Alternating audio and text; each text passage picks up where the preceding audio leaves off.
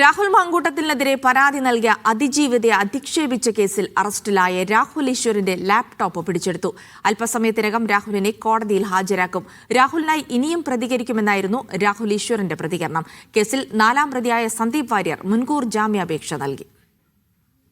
അതിജീവിതയുടെ പരാതിയിൽ ഇന്നലെ രാത്രിയാണ് രാഹുൽ ഈശ്വറിനെ പോലീസ് അറസ്റ്റ് ചെയ്തത്. തുടർന്ന് രാഹുലിനെ പോലീസ് വിശദമായി ചോദ്യം ചെയ്തു.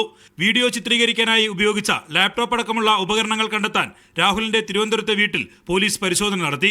എന്നാൽ അതിജീവിതയുടെ പേര് വെളിപ്പെടുത്തിയെന്ന ആരോപണം രാഹുൽ നിഷേധിച്ചു. രാഹുൽ മാങ്കൂട്ടത്തിനായി ഇനിയും പ്രതികരിക്കുമെന്നും രാഹുൽ ഈശ്വർ.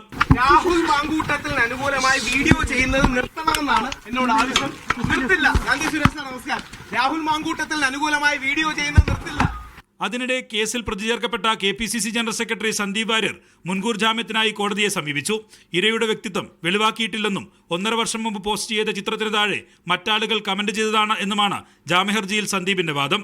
അതിജീവിതക്കെതിരായ എല്ലാ ഉള്ളടക്കങ്ങളും സമൂഹ മാധ്യമങ്ങളിൽ നിന്ന് നീക്കം ചെയ്യണമെന്നാവശ്യപ്പെട്ട് പോലീസ് മെറ്റയ്ക്ക് കത്തയച്ചിട്ടുണ്ട്. മീഡിയ 1 തിരുവനന്തപുരം.